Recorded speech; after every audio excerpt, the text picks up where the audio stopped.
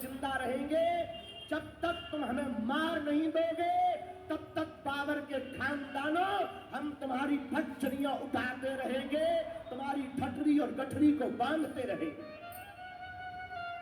और आचार्य प्रवर, आपसे फिर भी बुराई नहीं, हम आपसे सहमत हैं कि आपके पास शास्त्र ज्ञान है, आपके पास विद्वत्ता है, आपके पास ज्ञान है, उसको वंदन है, पर अपने ज्ञान का सदुपयोग करें, ना कि दुरुपयोग करें।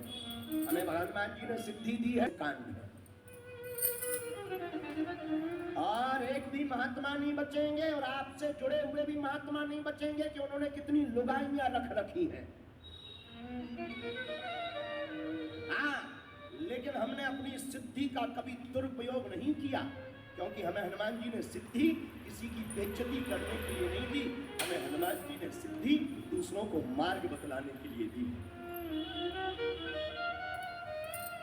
धर्म पर चलाने के लिए दी है। इसलिए मेरे प्रियजनों, आप लोगों को लग रहा होगा कि हम कहाँ की बात करें, पर कथा से ज्यादा ये बहुत जरूरी है, क्योंकि जब किसी हमारे संत के ऊपर कोई उंगली उठाता ना, चाहे वो मलुकपीठ वाले महाराज जी हो, चाहे रमण रेती वाले महाराज जी हो, चाहे वो हमारे बड़े भाई देवकीनंदन ठाकुर हो, चाहे वो हमारे परम पूज्य जगत गुरु तुलसी पीठाधीश्वर, पता है आपको, वो विभूति है जिन्होंने 2023 में ज्ञानपीठ पुरस्कार, भारत का सर्वश्रेष्ठ पुरस्कार पाया है। और आप इन महापुरुषों पर उंगली उठाते, अरे भाई भूल है क्या, तुमसे भूलें नहीं होती? अरे परमात्मा भी तो भूल कर रहा, नारायण भी तो नर बनने की भूल कर देता है, भगवान भी तो नर बन के आया, इतनी लीलाएं की, भगवान से भी भूल हो चुकी होगी, और कितनी भूलें नहीं होगी, और तुम कितनी भूलों का खंडन करोगे? अरे आपका कौन खंडन नहीं करेगा? अपने मंडन के लिए दूसरों का खंडन करना कहाँ का ज्ञान है, कहाँ की विद्वत्ता है? आप ज्ञानी हो सकते हो, लेकिन पूर्ण ज्ञानी नहीं हो सकते। हाँ, हम स्वीकार करते, ना हमारे पास शास्त्र है, ना हमारे पास संस्कृत है, ना हमारे पास वेद है, ना हमारे पास पुराण है, लेकिन हमें गर्व है कि हम सनातनी हैं।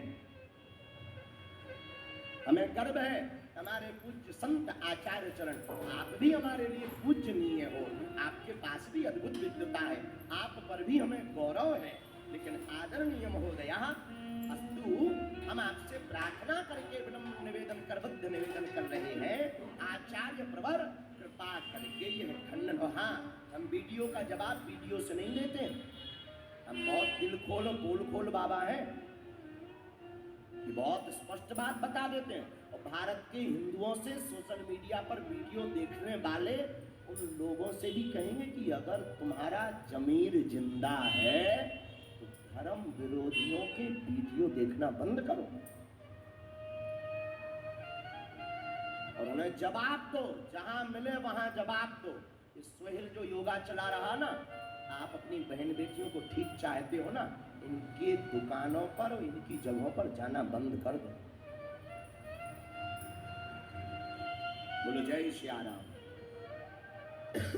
एक बात बोले अंतिम, हमारे देवी देवता बहुत कट्टर, लास्ट पर पूछो कैसे? पूछो 1947 में भारत का बंटवारा हुआ, 33 करोड़ देवी देवता में एक भी नहीं गया पाकिस्तान। लिखने वाले तुलसीदास जी हैं, पर रचना करने वाले महादेव। अच्छा, महादेव कहाँ वर्णन आया, उत्तर दीजिए जरा, ऐसी कपोल बातें नहीं चलेंगी पंडित जी। हाँ, अरे टेंशन मत लीजिए, उत्तर लीजिए।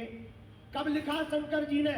अरे शंकर जी के 11वां रुद्र अवतार है हनुमान जी, और हनुमान जी ने रामचरितमानस लिखने में तुलसीदास जी की मदद की। कोई प्रमाण है? हाँ, चित्रकूट के घाट पर भाई संतन की भीड़, और तुलसीदास चंदन घिसे तिलक करे रघुवीर। तुलसीदास जी के साथ साथ हनुमान जी रहे, और जहां हनुमान जी ने देखा कि तुलसीदास जी कलम में फंस गए, वहीं पर अपनी लेखनी स्वयं श्री हनुमान जी ने चला करके तुलसीदास जी की रामचरितमानस को पूर्ण किया है।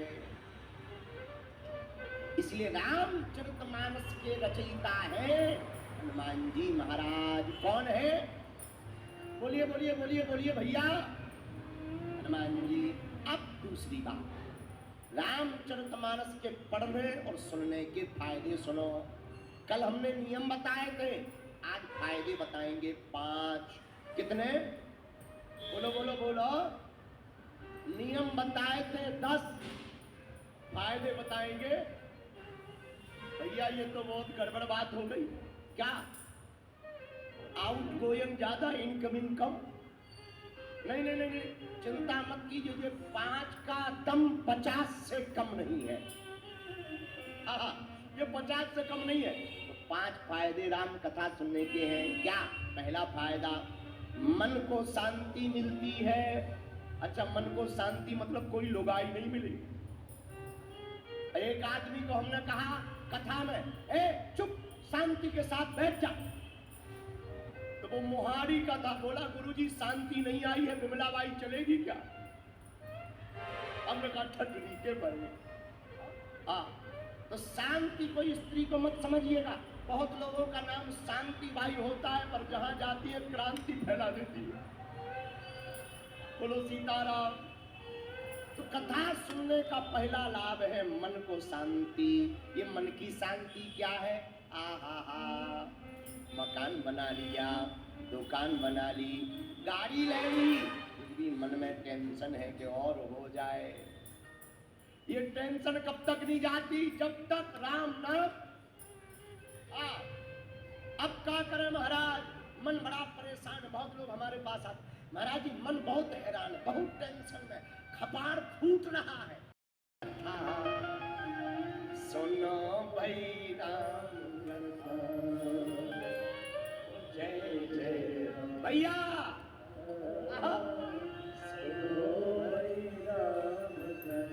आप राम कथा सुनिए।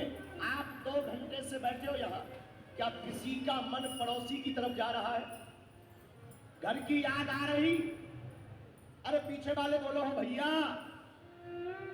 क्या जिसका तुमको कर्जा देना है उसकी टेंशन हो रही? कथा में बैठे आनंद आ रहा है। अब क्या होने वाला यही सोच रहे। यही तो है मन की शांति। ये पहला फायदा। कथा का दूसरा सुनने का फायदा क्या है? दूसरा लाभ है विचार करने का संकल्प। विचार नए नए आते हैं, विचारों की शुद्धि होती है। मन विकार के बारे में जिसका ज्यादा सोचता हो, वासना हवस की बातें जिसके मन पर बहुत हावी हो, गंदे चित्र और चरित्र के बारे में बहुत ज्यादा तुम्हारा मन जाता हो, रोज तुम 1-2 घंटे कथा सुनने की आदत डाल लो। कथा पंडाल में नहीं बैठ पा रहे, अपने मोबाइल के डाटा का सदुपयोग करो, कथा सुनने की आदत डालो। धीरे धीरे तुम्हारा विचार से विकार मिट जाएगा, विचार शुद्ध हो जाएगा, और शुद्ध विचार के साथ साथ तुम भी तन मन से शुद्ध हो जाओगे। तीसरी फायदा, कथा सुनने की तीसरी फायदा है खुद की प्राप्ति। किसकी प्राप्ति?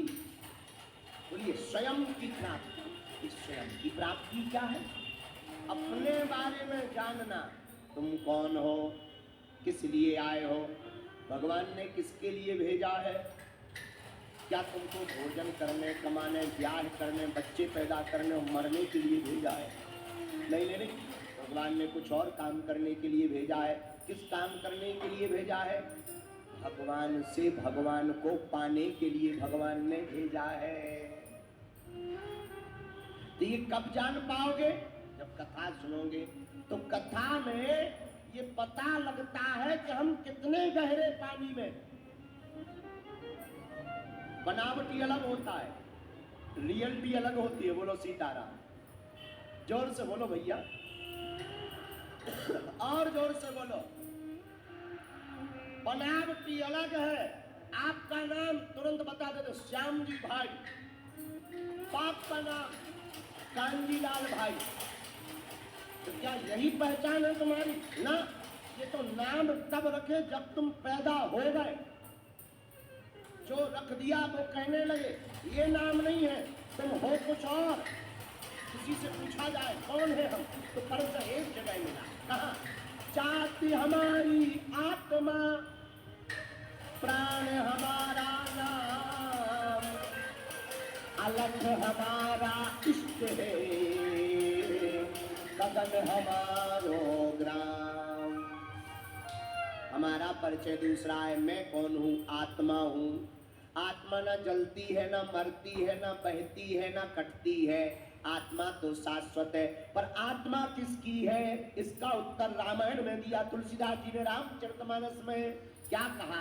ईश्वर अंश जीवे अविनाशी, चेतन अमल सहज सुखनासी।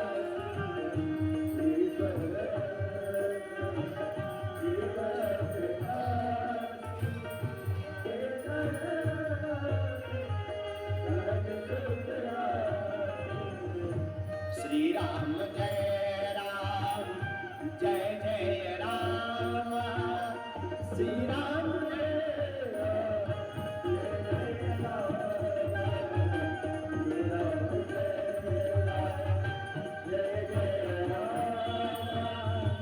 श्री राम जय राम, जय जय राम।